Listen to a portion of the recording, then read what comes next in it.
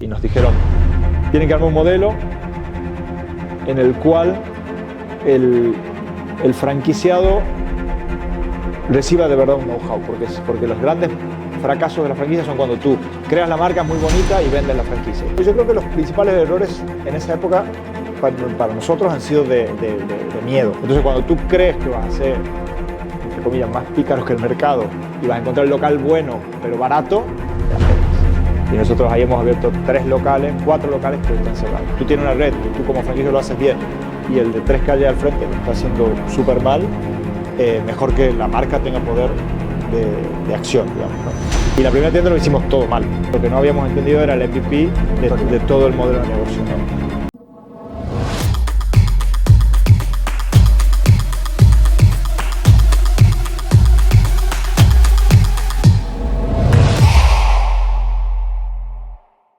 Este episodio está patrocinado por Cuonto, la cuenta online para pymes y autónomos que simplifica toda la gestión financiera de tu empresa. Con Cuonto puedes abrir tu cuenta en minutos, centralizar pagos y cobros, controlar gastos con tus tarjetas físicas y virtuales para tu equipo y tener una visión clara de tu negocio en tiempo real. Ya confían en Cuonto más de 600.000 empresas en Europa, entre ellas Primeros. Más información en el link que te dejo en la descripción del canal. Bueno, pues Mariano, muchísimas gracias por venirte al proyecto, al evento de Primeros en Barcelona en noviembre. Un gusto tenerte con nosotros. Te hemos seguido los pasos de hace ya tiempo, bueno, así que teníamos ganas de poder charlar contigo. Bueno, muchas gracias por la invitación, la verdad que muy contento. Ha sido un poco accidentada la llegada porque el AVE ha fallado, pero aquí estamos. Bueno. Así que gracias. ¿Te parece si nos cuentas? Obviamente que queremos saber mucho de las Moons. ¿Vale? ¿Nos puedes contar un poquito antes qué es tu vida profesional previa a las Moons, para poner un poco de contexto en cuando arrancas, qué es lo que, con qué aprendizajes traías? Bien. Bueno, un poco raro, yo soy psicólogo como buen argentino, ya sabes que nos dan el título y el DNI casi juntos, pero siempre me gustó el mundo de la empresa, recursos humanos, etcétera, etcétera. Y en el 2005 estaba en Argentina trabajando en una multinacional, una petrolera, y me surgió las ganas de hacer un MBA, así que me apliqué aquí a EADA, a la Escuela de Negocios de aquí de Barcelona, y empecé el máster en 2005. Me vine a vivir a Barcelona, por supuesto me enamoré de Barcelona y ya me quedé aquí, pero siempre tenía un punto emprendedor en Argentina desde chiquito, desde que tenía... ¿Has hecho una cosa así de esas en el lado...? No en el lado... Bueno, mi primera empresa ha sido un kiosco en el frente de mi casa, digamos. O sea, yo en ese momento no sabía los conceptos, pero tenía la ventaja competitiva de que mi madre me dejaba cruzar la calle y a los otros niños no. Entonces cruzaba la calle, iba al kiosco y lo vendía al doble a las cosas. Así que esa era mi primera... O sea, ya sabía de margen, de ventaja competitiva y de stock. Multiplicar por 2, ¿no? Exacto. Así que, pero siempre he tenido cosas así muy de emprendedor. Mi abuelo era comerciante y me he criado en un entorno así. Y cuando llegado aquí hice el MBA, estuve un tiempo trabajando en la misma escuela en EADA, en la parte de I+D, porque siempre he tenido también un perfil un poco académico, pero siempre con la sensación de buscar oportunidades, ¿no? Entonces, antes de Moons, empecé de otras 2 empresas. Una era una especie de supermercado étnico, ¿no? Con comida de Latinoamérica, de Asia, etcétera, que sigue abierto. Sí. Ya tiene 16 años. ¿Sigue siendo Luego tuyo? Lo vendí, no, lo vendí en el 2000. Lo abrí en el 16, en el 9 y lo vendí en el 16, cuando ya había empezado Moons. Y luego hice otra empresa que era una aplicación móvil para celíacos. Pero bueno, al final, mira, todo relacionado con la comida, ¿no? El kiosco, los celíacos, el súper, y en el medio de eso empecé con Moons también. Esta empresa tecnológica la cerramos, fue un cierre, digamos, porque no llegamos a facturar, levantamos una pequeña ronda, pero no llegábamos a encontrar modelo de negocio, y la cerramos empezamos en 2012 y la cerramos en el 16. Y en el 16, justamente cuando cerré esa empresa y vendí el súper, que se llama Manjares, y Moons ya tenía 2 años que con mi socio lo veníamos empezando con fuerza, me pasé a trabajar full time, digamos, con Moons. O sea que hubo un momento que tenías los 3 proyectos abiertos. Sí, un poco así. ¿Aprendizaje de esa fase? Bueno, era un proyecto muy estabilizado, que era el súper y que me demandaba muy poco tiempo, y los otros 2 empezando, ¿no? Y un poco en ese momento... tratando de entender si había mercado, si había modelo de negocio, tanto con Moons como con la otra empresa que se llamaba Celicity. Estaba muy de moda en esa época, no sé si han leído Lean Startup, el libro de Eric Rice, seguro. Pues, ¿no? Entonces, hacer MVPs, probar y error y no sé qué, y medir. Entonces era como, bueno, años de entender eso. Diego, que es mi socio en Moons, estaba full time en la primera tienda de Moons y yo estaba entendiendo más mercado, modelo, etcétera, etcétera. Y en el 16, cuando dejé las otras dos, ya me puse a trabajar como CEO de Moons, digamos. ¿Cómo fue esa primera tienda, esos primeros pasos de decir, oye, nos gusta el concepto de la empanada? ¿Qué más ingredientes hay para decidir montar la primera? Bueno, en realidad, antes de la primera tienda, y hablando de Lean Startup, lo que hicimos fue un MVP en lo que hoy se llamaría una Dark Kitchen, pero básicamente era la casa de Diego. No había luz, claro, era exacto, era la casa de Diego, que tenía una cocina grande, y habíamos pillado una motito y habíamos comprado un freezer y un horno, y nos pusimos a hacer empanadas allí y a ver qué le pasaba a la gente, ¿no? O sea, teníamos la sensación de que la empanada podía ser un segmento nuevo en lo que sería comida rápida, pero queríamos ver qué decía la gente. Entonces empezamos básicamente a coger todas las libretas de contacto que yo tenía y cualquier persona que trabajaba en una empresa le llevábamos empanada y le regalábamos para que le haga probar a toda la gente que tenía alrededor y que nos diga qué le parecían. Si lo compraría, si no lo compraría, si las comería sola, bueno, lo típico de encuestas, ¿no? Y entonces cambiábamos información a cambio de empanadas. En ese momento no había ningún concepto de empanada.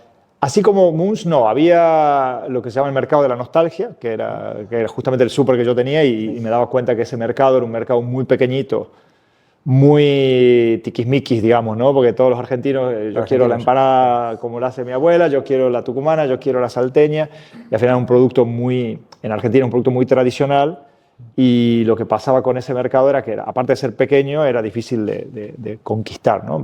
Pero yo, por otro lado, veía que la empanada tenía la posibilidad de saltar esa barrera de lo étnico y convertirse en una cosa mucho más mainstream, ¿no? En ese momento me cayó justamente de hada el caso del sushi, como caso, ¿no? Y el sushi había logrado justamente eso, ¿no? Quitarse el apellido de comida japonesa y convertirse en una categoría con entidad propia.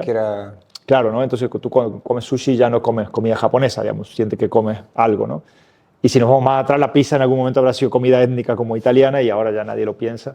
Y cada mercado adopta esa categoría como propia y le pone sus ingredientes y era lo que nosotros pensábamos que podíamos hacer con la empanada argentina. Entonces empezamos desde el principio haciendo empanadas de colores, con sabores un poco más raros, cambiándole la masa y viendo cómo el cliente iba entendiendo ese producto. Entonces hicimos unas 500 encuestas.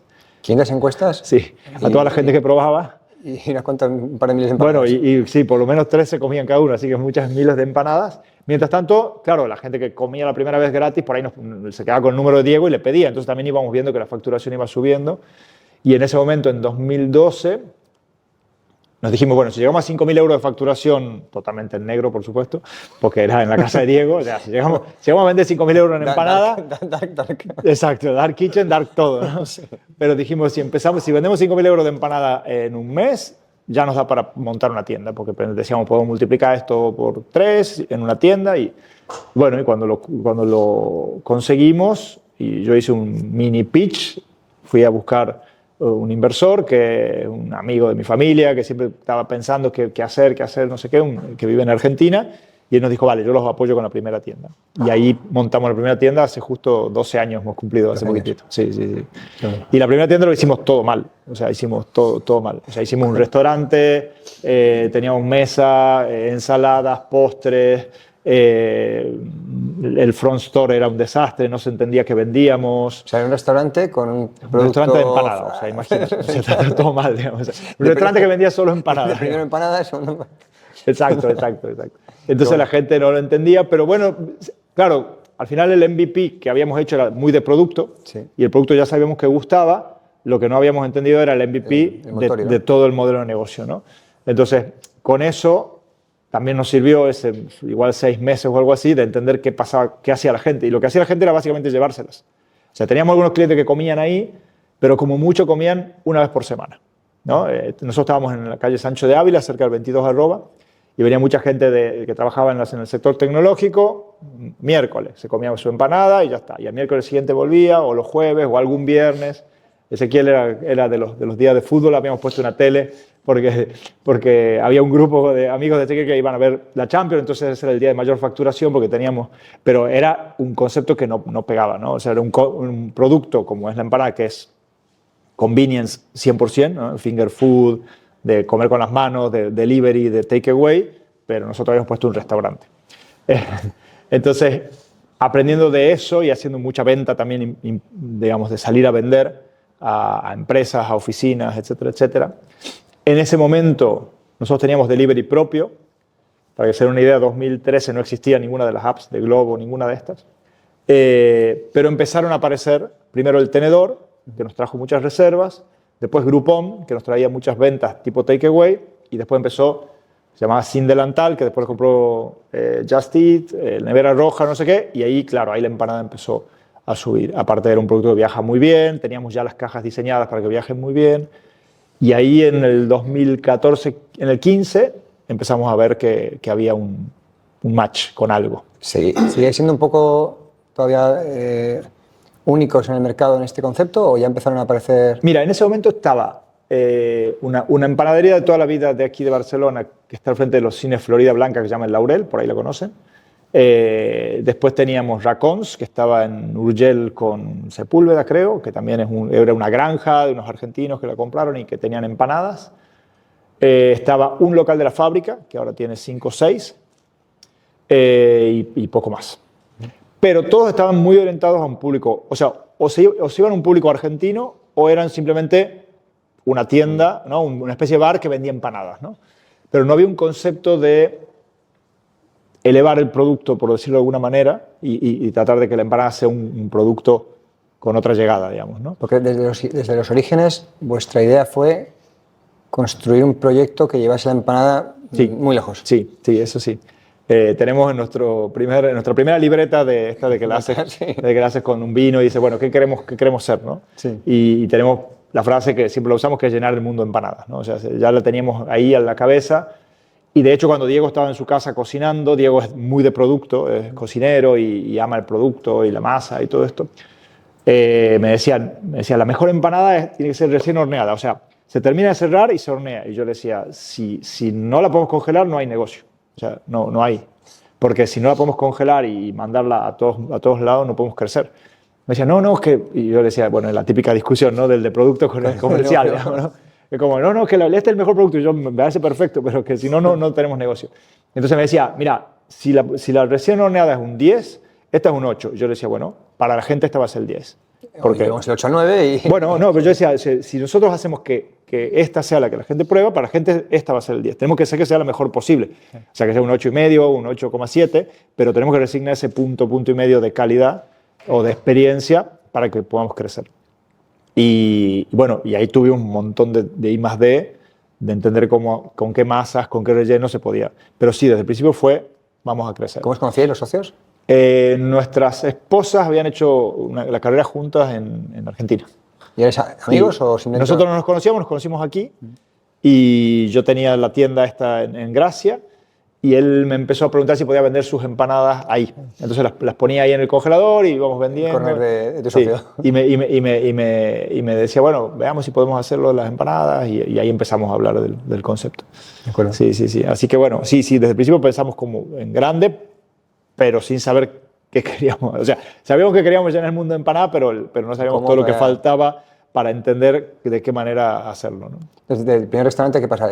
¿Lo cerráis, lo cambiáis? Mira, lo que hicimos fue cuando entendimos un poco el modelo de negocio, porque claro, una parte era qué quiere el cliente, ¿no? El cliente quiere un producto takeaway, quiere llevárselo a la casa, quiere delivery y quiere comer rápido, ¿no? Entonces empezamos a entender cuál era nuestra proposición de valor, ¿no? Es decir, bueno, al final era comer rápido, pero bien, ¿no? Comer rápido uno lo asocia a comida mala o muy aburrida, ¿no? O una hamburguesa de McDonald's o un bocadillo de jamón. Y acá era, bueno, hagamos comida muy buena calidad en un formato fast food y la gente lo empezaba a entender. Entonces lo que vimos es que para eso un restaurante no tenía sentido, porque el que se quiere sentar, o sea, si tú le das a alguien que se siente una hora, no quiere una empanada, quiere un plato, segundo, postre y café, ¿no? Entonces lo que hicimos fue, el segundo local que abrimos, que lo abrimos en el Raval, ya eran 25 metros cuadrados, solo takeaway, en una esquina de mucho tránsito. ¿Tú ahí habías dejado tu otro proyecto? Ahí ya había dejado, sí, exacto, justo ahí cuando abrimos el segundo. Y ahí empezamos a verlo un poco más claro, cuál era el modelo. También hicimos muchísimas cosas mal, en todo lo que tiene que ver con exposición de producto, no se sabía. Tenemos la anécdota de que los primeros clientes creían que vendíamos lámparas. Porque teníamos una lámpara muy grande, bueno, nos había hecho el diseño un amigo arquitecto, y le gustaban mucho las lámparas del IKEA. Entonces se veían las lámparas, pero no se veía el producto. Entonces entraba la gente y decía, ¿venden lámparas? No, empanadas. ¿Qué? Empanadas argentinas. ¿Qué? Bueno, era así, ¿no? Y entonces después entendimos que había que poner afuera fotos y que el producto se vea mejor, pero también aprendimos ahí un poco más rápido porque éramos un poco más ágiles. Y ese local ya sí que empezó a facturar de una manera, digamos, más consistente en el takeaway. El otro tenía mucho delivery, también por la ubicación. El otro tenía una ubicación muy mala, o sea, una calle Sancho de Ávila que no pasa nadie, pero tenía un barrio con mucho poder adquisitivo y con mucho hábito de delivery, ¿no? Entonces, este vendía mucho delivery y el otro ya vendía mucho takeaway. ¿Y en el primero producíais las empanadas del segundo? Claro, en el primero lo que también habíamos elegido era que tenga un pequeño obrador, que eran 30 metros cuadrados, para poder abastecer a otras tiendas. Y entonces ahí las hacíamos, las congelábamos y después ya las mandábamos al Raval también. Y ese segundo local ya nos animábamos a abrir el tercero, que fue en Plaza Urquinaona.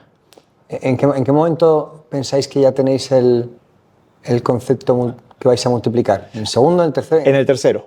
En el tercero pasaron dos cosas. Pasaron, primero que hicimos un pequeño rebranding de la marca, y un storytelling, digamos, mucho más presente en el... Bueno, básicamente pagamos a una agencia de marketing, que no lo habíamos hecho nunca. Hasta ese momento veníamos nosotros diseñando y todo esto, y te dicen, no, cuando viene alguien y lo piensa, ¿no?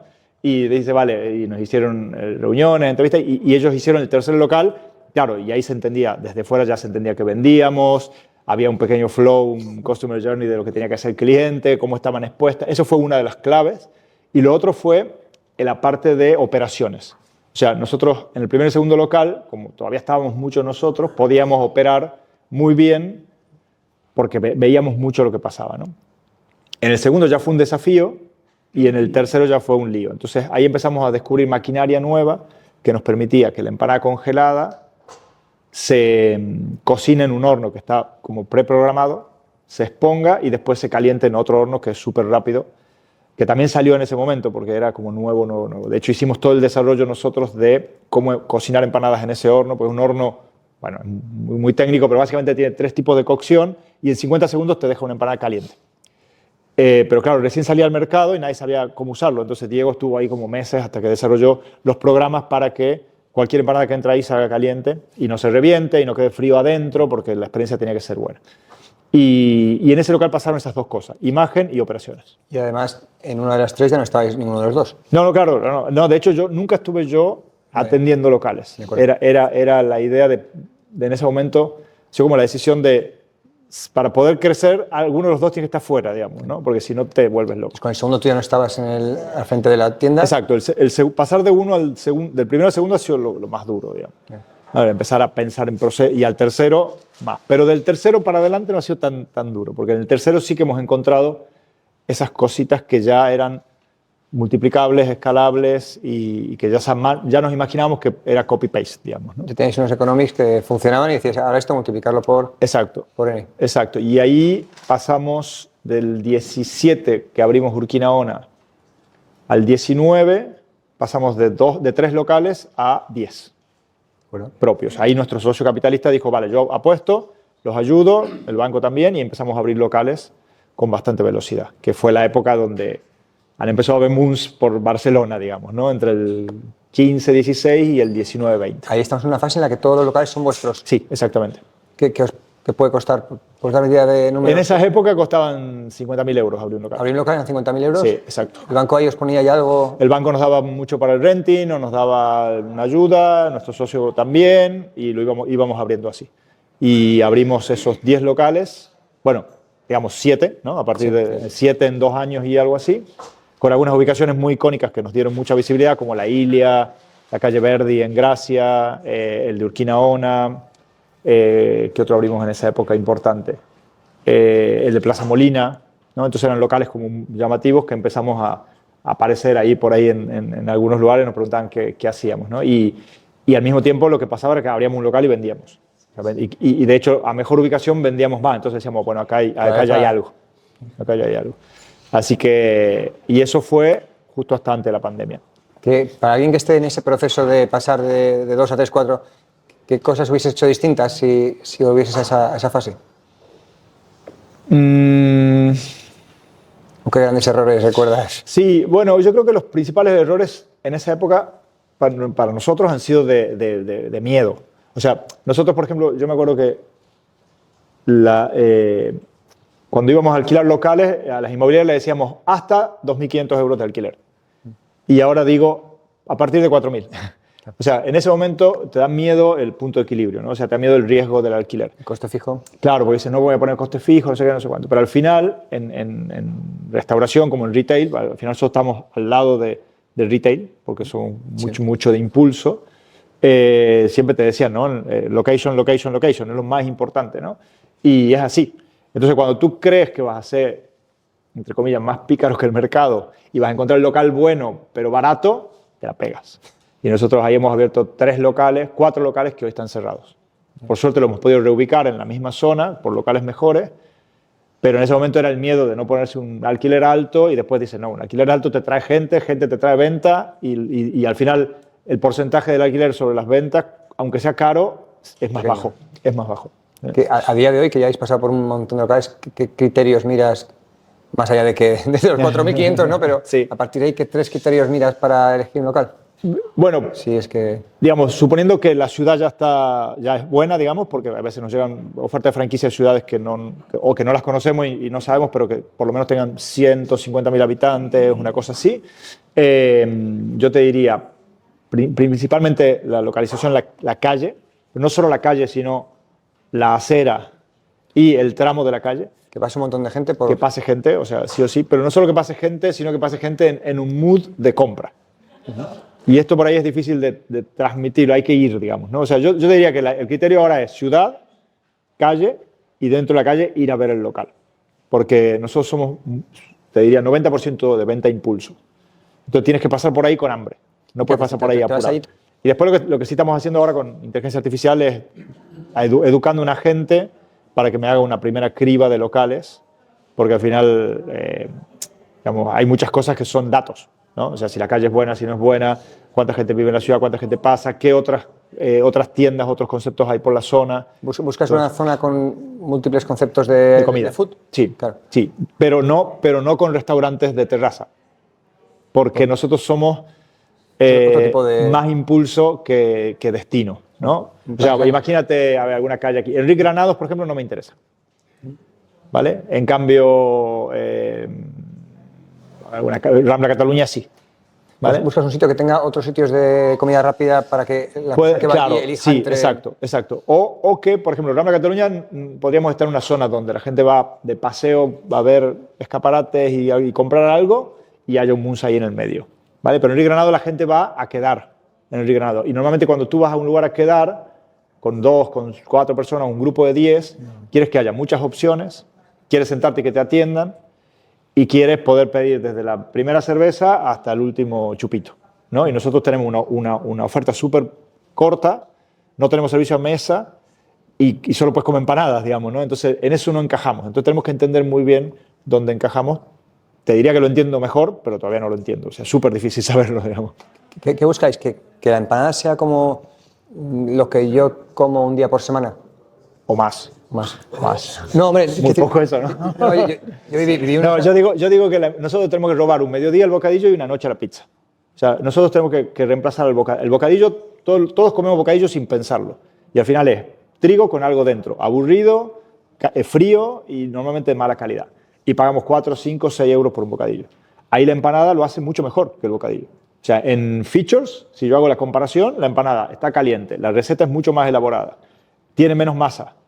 Es más divertida porque puedes combinar 2 sabores y vale lo mismo que... O sea, 2 empanadas valen lo mismo que un bocadillo. Pero la gente va al bocadillo, no piensa, bocadillo. No tengo que comer algo rápido, bocadillo. Ahora vengo del AVE. Todo el mundo con su bocadillo ibérico a 12 pavos. Yo digo, ¿por qué no se llevan 3 empanadas? ¿No? Pueden comer pollo, pueden comer esto, pueden comer lo que sea.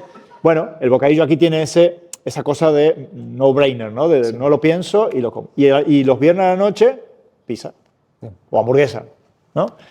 En esos dos lugares, nosotros podríamos tener 2, 3 ocasiones de consumo semanales sin problema, porque al final es trigo con algo dentro. O sea, no hay nada que la empanada sea más pesada, que engorde más, que tenga más trigo, lo que sea, que un bocadillo o una pizza. De hecho, tiene menos. Pero bueno, ese camino es remar y remar y remar y remar. Sí, sí, sí. Que ya venimos mucho mejor que en el 2013, también te lo digo. Está claro. Entonces, pasáis de 3 a 10 locales, ¿no? Exacto. Organizativamente, ¿cómo cambia eso? ¿Se añade un regional? Vamos, ¿están todas las tiendas en Barcelona? En ese momento estaban todas en Barcelona, hasta el 18. En el 19 pasamos a Madrid. Ahí se nos arma lío. De hecho, Madrid, gestionar Madrid ha sido nuestro gran fail. ¿Por qué crees que es eso? Yo no conocía las Moons hasta hace un año. Sí, sí, sí. Y luego me doy cuenta que aquí, pues, aquí somos al revés. Es al revés, allá está Malbón fuerte y aquí no hay nada. ¿Lo he dicho yo? No, sí, son primos hermanos. A partir primero las Moons. Sí, primero las Moons. De hecho, Malbón ha sido una buena inspiración, digamos, de las Moons, pero lo han hecho bien y de hecho los conozco, los chicos, y somos las dos marcas que están punteras tanto en calidad como en cantidad de tiendas, ¿no? Y eso está bueno, tener un compañero de viaje que al final, yo creo que los valores son parecidos, digamos. O sea, ellos van por la calidad, tienen ubicaciones buenas, no van a full con el precio y estas cosas le hacen bien a la categoría, ¿no? Entonces, nosotros en Madrid nos la pegamos. ¿Habéis llegado a entender por qué o es eso que todavía no tenéis muy claro? Si quieres te explico la teoría, pero no creo que sea suficiente, digamos. O sea, uno se arma sus historias. Nosotros hemos tenido problemas de equipo, o sea, nos costó mucho encontrar un equipo allá y gestionarlo desde aquí, aunque teníamos un área manager en Madrid que vivía allá y que había, o sea, era una chica que había empezado aquí en tienda, había sido encargada de tienda, área manager aquí y se fue como área manager allá, que es como la fórmula perfecta, ideal, digamos, ¿no? Pero nos costaba mucho allá transmitir.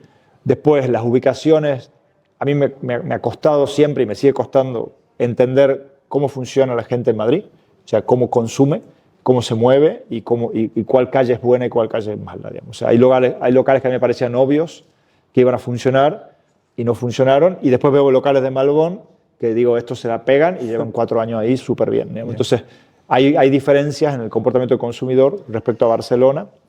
Y luego sí es verdad que la pandemia nos pilló muy mal parados en Madrid. O sea, en Madrid teníamos, nosotros el primer local lo abrimos a mediados del 19, abrimos 2 locales juntos a mediados del 19 y el tercero a fines del 19.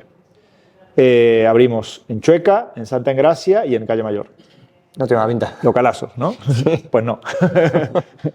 La regla del check, y todos tenían buena fachada, buena ubicación, o sea, todo es lo que siempre digo. ¿Estuviste 2 días en cada uno? Entonces, sí, exactamente. No más. No, en Madrid teníamos, mira, para irnos a Madrid alquilamos un piso por 6 meses con un lodging de turno y nos fuimos allí a vivir. Yo iba cada semana, 2, 3 días, y el área manager estaba viviendo ahí porque queríamos que nos vaya bien y nos la pegamos. Y encima firmamos Parque Sur una semana antes de la pandemia. Fantástico. Fantástico. Y los de Parque Sur nos hicieron, nos pegaron una hostia. Nos trataron Entonces, no nos trataron bien. Entonces, en Madrid, esos 4 locales los cerramos. Los 4. No te voy a decir el número, pero ha sido mucho dinero perdido. Yeah.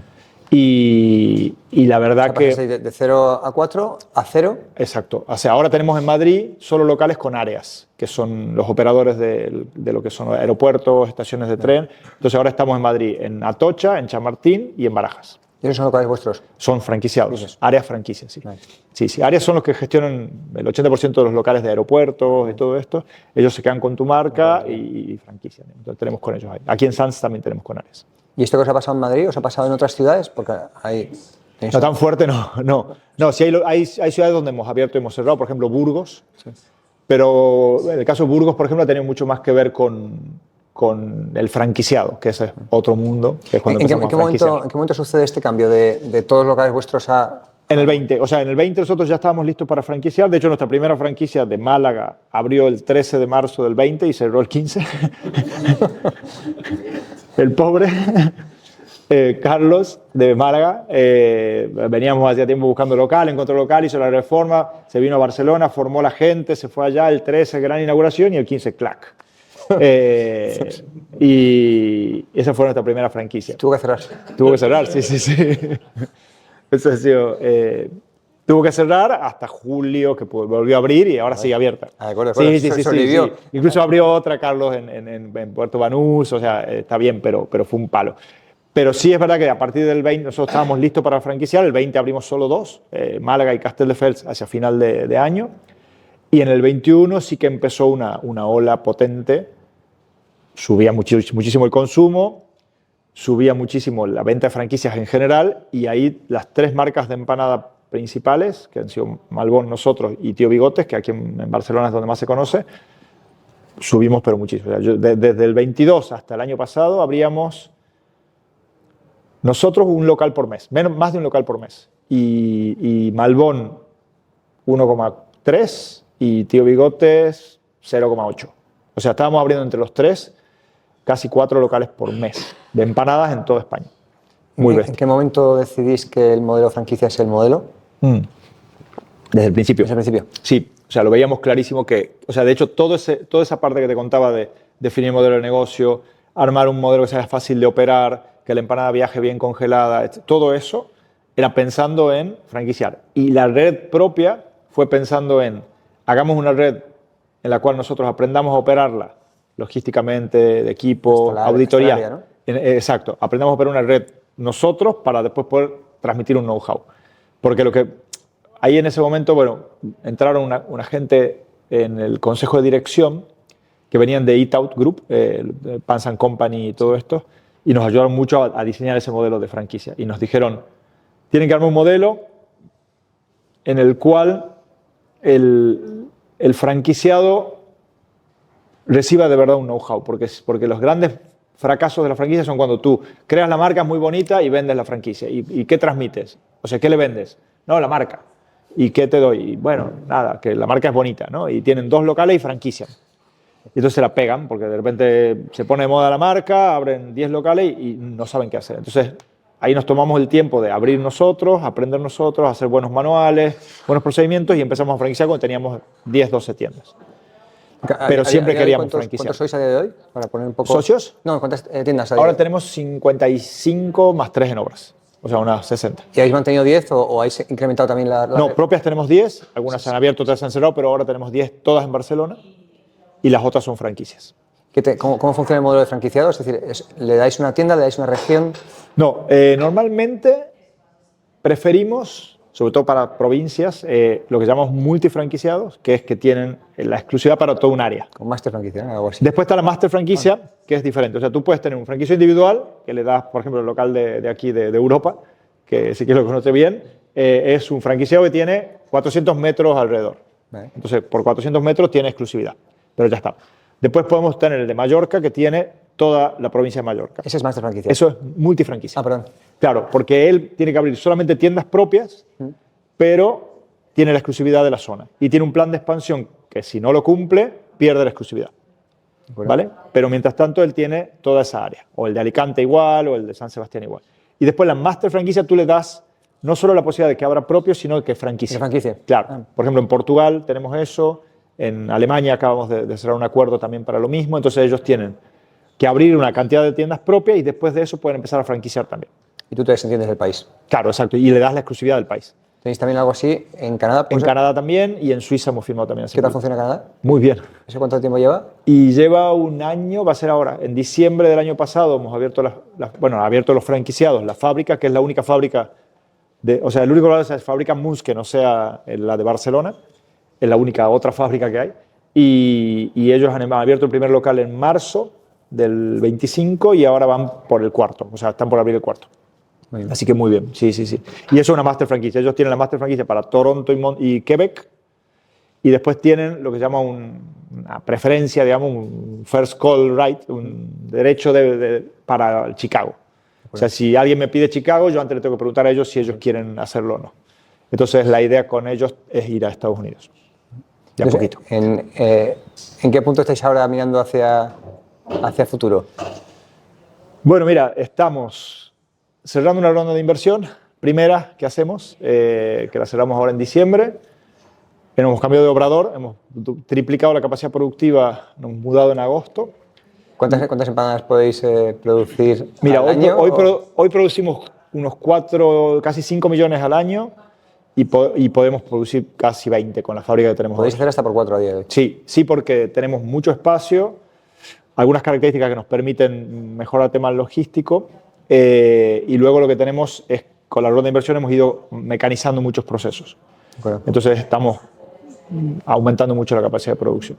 Y el otro desafío este año ha sido lo internacional. Este año, cuando hemos empezado, hemos abierto Canadá, que era una incógnita, le teníamos mucho miedo porque decíamos, bueno, ¿qué va a pasar ahí? Y la verdad que estamos contentos. Luego Portugal, que tenía un local, ahora tiene 7, este año ha abierto 6 locales, o sea que se ha consolidado como una plaza muy buena y como Munz como líder. Hemos abierto en Suiza hace 2 semanas, hemos firmado el contrato de Alemania que será para el primer trimestre del año que viene. En Milano, que teníamos un local del año pasado, ya está por abrir el segundo, así que este año ha sido como muy potente a nivel internacional y es nuestra mirada, digamos. Nosotros en España, esto que te contaba antes, ¿no? Ha sido un boom de aperturas.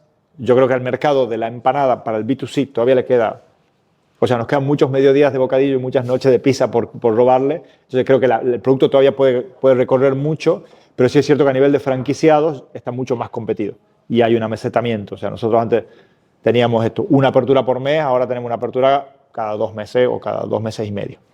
Y mayormente fuera de España, ¿no? Entonces yo creo que ahora tiene que decantarse un poquitito el mercado de la empanada, o del B2B de la empanada, digamos, ¿no? Tiene que decantarse un poquitito, hay locales que abren, locales que cierran, marcas que aparecen, abren 3 locales, después cierran, esto que pasa siempre cuando hay un boom. Y ahí quedaremos los mejores, entre los cuales estarán las Munz, y ya el mercado se irá acomodando, ¿no? Y ahí sí creo que volverá a crecer la venta seguirá creciendo la venta de empanadas al B2C. Pero como eso hemos visto ya el año pasado que se empezaba a aplanar, hemos dicho tenemos que ser los primeros en Alemania, en Suiza, en Francia, en Portugal. ¿Estáis abiertos a cualquier mercado internacional? Sí. ¿Sois más proactivos o más reactivos? Lo que grabamos te digo que somos muy proactivos y lo que dejamos por aquí te digo que somos muy... Bueno, una combinación. La verdad, tenéis unos mercados la verdad es que tenemos la suerte y que siempre hemos recibido mucha demanda de franquicia. O sea, yo creo que la marca y el producto son muy atractivos. El público internacional, incluso más que el español, lo adopta rápidamente. Te cuento la historia rápida de Canadá, que ha sido muy prototípica. Matrimonio, 35 años, que tienen 4 restaurantes en Toronto, vienen de vacaciones a Barcelona una semana, tenían una reserva en Ceviche 103, que por ahí algunos los conocen, que es un restaurante bastante bueno y que tiene un montón de reseñas, y yendo del hotel al restaurante ven unas chicas en un banco comiendo unas Munz. Y le preguntan, ¿qué es eso? Oye, ¿qué es eso? Y dice, no, son unas empanadas. Dice, están aquí a 2 calles. Entonces, vamos a probarla porque iban temprano. Las prueban una, la de tomate y albahaca, y dicen, oye, esto está buenísimo. Y se vuelven, suspenden la reserva de Ceviche 103 y dicen, comemos aquí. Y los 4 días que les quedaban comieron en las Munz. Llegaron a Canadá y nos dijeron, queremos abrir esto en Toronto sí o sí. Y yo le dije, no, gracias. O sea, es un lío Canadá, o sea, le he dicho, no, imposible, o sea, irnos a Canadá, o sea, estamos enfocados en Europa, tendríamos que montar una fábrica, no, porque queremos. Y 2, 3 veces le he dicho que no. De hecho, si Nahual, que es ella, que es la que me escribía, me dice, me has dicho 3 veces que no en mi cara, y mira ahora, ¿no? Y hasta que en una videoconferencia me ha dicho, mira, nosotros lo vemos clarísimo, y yo le he dicho, pero le digo, piensen que tienen que poner una fábrica, que tienen que por lo menos abrir 5 tiendas, porque con una tienda no van a saber si funciona o no funciona un mercado como Toronto. Y tenemos que ir allá y nos van a tener que pagar mucho porque al final es mucho esfuerzo ir para allá, pasar un know-how, va a ser la primera vez que le expliquemos a alguien cómo hacer unas Munz y eso para nosotros es costoso emocionalmente y te lo tenemos que cobrar, porque al final si mañana tú me dices hago Mince y ya está. Lo entendemos perfectamente. Bueno, cerramos un precio, tiramos ahí un poco un moonshot y nos dijeron, ok. Y entonces, así, ¿no? Y nosotros no estábamos pensando en Canadá, para nada. Y nos pasó ahora lo mismo con Abu Dhabi. Un chico que tiene una cadena de restaurantes en Abu Dhabi, vino al aniversario de casado con su mujer, estuvo aquí en la Ilia, vio la empanada, se quedó mirando 1 hora, claro, este es del sector, mucho más que los de Canadá. Y dijo, esto es fácil, esto hizo los números, me llamó un día, me dijo, estos son los números, y me los cantó, pero así, tanto de esto, tanto de esto, le digo, pues muy cerca, me dice, me interesa. Me dice, abrimos uno en tal fecha, no sé qué, y ahora estamos en un local en obra en febrero. ¿Ahí producen ellos o producimos vosotros? Nosotros, al principio nosotros, pero la idea de él es montar una fábrica. Él quiere poner una tienda en un centro comercial muy bueno de Abu Dhabi, con eso probar, y si él ve que los números salen bien, como él ya tiene fábrica, porque tiene una cocina central, me dice, ya les pago la licencia y las hago yo. Pero esto nos pasa mucho. Después, a ver, tenemos publicidad en Google, tenemos publicidad en LinkedIn, o sea, lo básico lo tenemos. Internacional. 70-30, 70 España, 30 internacional, sí. Pero hacemos publicidad de franquicia, o sea, con franquicia o la palabra empanada lo tenemos bastante bien montado. Y después lo que tenemos, por supuesto, es en nuestra web, una vez que ya te interesa entrar. Y después lo que sí hacemos mucho, relaciones públicas, en congresos, venir aquí, exacto, ¿no? Al final ahí siempre salen cosas, digamos. ¿Cómo ha evolucionado el equipo? Es decir, a día de hoy el equipo de las Moons, ¿qué pinta tiene? Pues más pequeño de lo que te imaginas. O sea, la empresa en total somos 70 y pico, porque tenemos mucho en fábricas y tiendas. Son 20 locales, 20 claro, son personas. 30 personas de los locales y unas 20 y pico en fábrica, pero en oficinas somos... O sea, si pongo la gente de tiendas, ¿no? El equipo de area managers, lo pongo en tiendas, en oficinas somos 8. O sea, yo, Diego, que es mi socio, que es de producto y más de calidad, Pablo, que es como mi director general, mano derecha, Angie, que es la de recursos humanos y operaciones. Después tenemos a alguien en comunicación, Valentina, en administración. ¿Los area managers reportan a un CEO o algo así? O sea, Angie, que es que era de recursos humanos y ahora es directora de operaciones de tienda, tiene a su cargo todos los áreas managers, que son 4. Sí, exacto. Y entre los 4, digamos, controlan, auditan, forman y dan soporte a las 50 tiendas. Bueno, no a las 50, claro, porque los máster franquiciados, ellos tienen sus propios area managers. O sea, tú supervisas tus tiendas propias y las tiendas propias, las franquicias de España y las franquicias individuales como la de Italia o la de Suiza, que hasta que no tengan ellos su estructura le damos nosotros soporte. Pero, por ejemplo, Portugal, que ya es es máster franquiciado de nosotros y también de Amorino, que es la marca de helado que seguro la conocen, él ya tiene una estructura. Entonces ya tiene su departamento de recursos humanos, de contabilidad. Entonces, para él, una tienda nueva de Moons es un puntito más dentro de su estructura. Entonces, él no necesita más soporte que le lleguen las empanadas, algo de comunicación, y de vez en cuando yo lo veo 2 veces al año para ver estrategia de crecimiento y ya está. ¿Qué claves habéis aprendido o visto desde un punto de vista operativo para intentar conseguir la máxima consistencia en el servicio? Te diría que todavía no la sé. O sea, es complicado, ¿no? Es muy difícil. O sea, nosotros tenemos la ventaja, claro, eso te iba a decir, la ventaja que nuestra operación no es un restaurante. O sea, nosotros vendemos comida sin tener un restaurante. O sea, la empanada llega congelada, cruda. La operación es que te llega la empanada, la puedes tener ahí 6 meses, que esperemos que no, porque significa que no has vendido nada, pero puedes quedarse ahí 6 meses, con lo cual no tienes problemas de tirar mercadería. Sí. Esa empanada se cocina cada mañana en un horno que está preprogramado, se saca de ahí, se pone en el expositor que han visto en cualquier empanadería, y cuando el cliente las pide se pone en otro horno que está preprogramado y se vende. Si ese día no la vendes... Si ese día no la vende, duermen en la nevera y al otro día las puedes volver a vender. O sea, que tiene que tires algo. Merma menos de un 1%.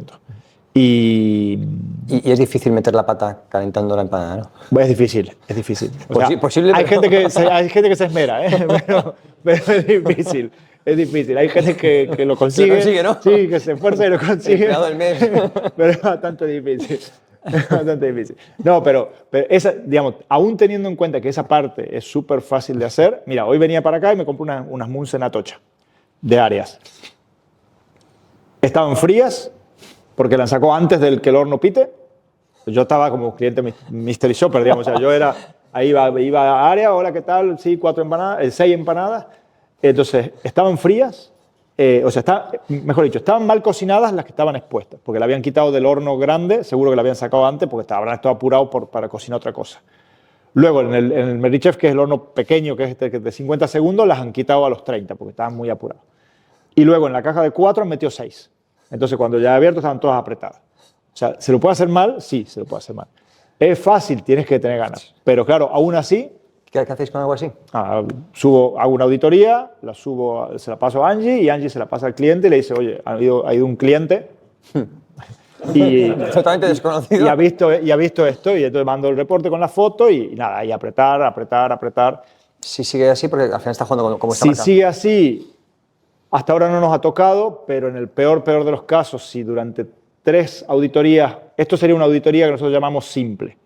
Si nosotros vamos y hacemos una auditoría completa, que es 1 hora y media, nuestro area manager con él viendo punto por punto, incluso temas de seguridad alimentaria, todo marca, cómo está todo ordenado. Si 3 auditorías de esas salen negativas en un lapso de menos de 1 año, nosotros podríamos recomprarle la tienda a precio de bad liver, digamos, lo que sería un pacto de socios. O sea, se la recompramos muy barata. Esa sería la última instancia que no hemos tenido que hacer nunca. Normalmente a la segunda auditoría ya se ponen las pilas, pero eso es como, a nivel de contrato, eso es como el punto máximo de no retorno, digamos. ¿El contrato es algo que habéis ido poco a poco? Por suerte, estos asesores que han entrado al consejo ya lo habían hecho con Pans & Company y nos han hecho un contrato que... yo los negocios son durísimos de negociar porque son leoninos, pero al final es la única manera de proteger la marca, ¿no? Claro. Y normalmente cuando un franquicia, esto funciona muy bien, ¿no? Un franquicia me dice, pero este contrato es leonino, mira, me puedes quitar la tienda, me puedes decir esto, y le digo, haz cuenta que tú lo haces bien y el de al lado tuyo lo hace mal. ¿Te gustaría que yo pueda hacerlo o no? Y normalmente dice, bueno, pues sí. Porque es cierto, o sea, al final tú estás cuidando la marca, digamos, ¿no? Y si tú tienes una red y tú como franquicia lo haces bien y el de 3 calles al frente lo está haciendo súper mal, mejor que la marca tenga poder de acción, digamos, ¿no? Entonces sí, un contrato muy, muy fuerte. A ver, para el sector tampoco es muy diferente a lo que hace Foodbox o McDonald's, por supuesto. En eso somos bebé de pecho. Pero digamos que está muy bien pensado para ese tipo de cosas. Y es un contrato bastante adaptable, digamos, porque bueno, tenemos franquicias, master franquicias, multifranquicias, entonces más o menos vamos trabajando con eso. Okay. Entonces, de cara a futuro, la idea es crecer desde un punto de vista, entiendo, proactivo, pero también reactivo, ¿no? Sí, Un mix. Sí, un mix. A nivel geográfico te diría que nuestro foco está en Europa. O sea, si yo tengo que elegir poner una hora mía en Abu Dhabi o en Reino Unido, me voy a Reino Unido, ¿vale? Porque Europa está muy cerca a nivel logístico, es mucho más potente a nivel de poder adquisitivo y entendemos mejor los hábitos de consumo, etc. Y triunfar en Europa, o sea, hoy hay líderes de hamburguesas, hay líderes de pizza, pero no hay líderes de empanadas. Y si nosotros en Europa logramos estar en las 5 o 6 ciudades icónicas con buena presencia, ya tendríamos ese estatus que es lo que buscamos, digamos, ¿no? Entonces ahí tenemos el foco. Ahora aparece un tío de Abu Dhabi que tiene 16 restaurantes y me dice, oye, voy a poner una tienda, mándamelas, y para nosotros es mandárselas y desarrollarlo allá, lo probamos.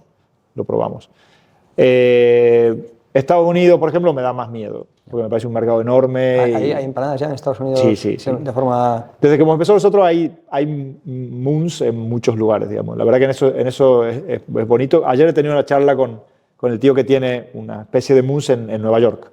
Y nos teníamos visto, pero no habíamos hablado. Y ayer por fin hemos hablado y hablábamos de esto. Decía, al final, esto está pasando en muchos lugares del mundo, porque primero que hay argentinos por todos lados, después que los argentinos somos emprendedores y después que al final es una categoría que se va validando en los diferentes mercados.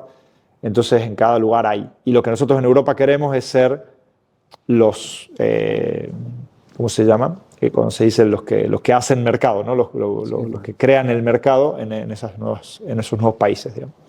La ronda de inversión que va destinada a acelerar el crecimiento. Principalmente ha sido, bueno, ya estamos terminando y ya hemos invertido en el Obrador, en la parte de expansión nacional e internacional, invirtiendo en esto, en ir a congresos, en contratar a alguien que nos abra puertas de contactos interesantes. Y luego en la parte de digitalización, que estamos instalando un ERP, que hasta ahora no teníamos. Teníamos módulos, pero ahora queremos tener todo el proceso con un ERP y bueno, esa ha sido principalmente la inversión. ¿Se puede compartir cómo está el equity a día de hoy en la empresa? Sí, te lo digo a grandes rasgos, digamos. Entre los 3 fundadores tenemos... O sea, el inversor más los 2. Sí, exacto. A ver, la ronda la cerraremos en diciembre, todavía ahí va a ser entre 1,5 millones y 2 millones de euros, y eso va a diluir más o menos entre un 15 y un 18, con lo cual, después de esa, entre los 3 socios quedaremos con un 70 y pico, 18, 20 el resto, y estos socios que habían entrado asesores tienen el resto, que es un 5, un 6. Entiendo que los inversores buscan rentabilidad. Sí, los inversores, todos los que han entrado con inversión tienen ganas de un exit, y nosotros también.